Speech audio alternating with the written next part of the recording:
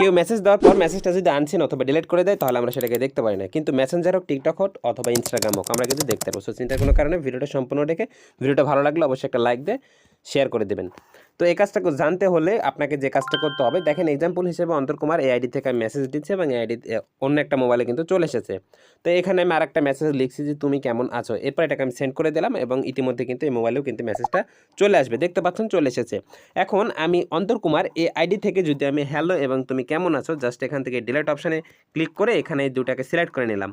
তো হ্যালো আছে, এই দুটাকে আমি সিলেক্ট করে নিলাম এবং তুমি কেমন আছো এখন আমি এখান থেকে ডিলিট অপশানে করে দেবো ডিলিট ফর এভরিওয়ান, অর্থাৎ এখান থেকে চলে গেল এবং ও দেখতে পারবে না আর আমিও কিন্তু দেখতে পারবো না কি এসএমএসটা দিয়েছি। বাট আপনি যদি একটা ট্রিক্স অবলম্বন করেন, কি করবেন, যে ফোনে এসএমএসটা আপনি দেখতে চাচ্ছেন বা আপনাকে কেউ দিয়েছে সেটাকে আনসিন করার পর অথবা ডিলিট করার পর এটা দেখতে হলে অবশ্যই আপনাকে সেটিং আসতে হবে।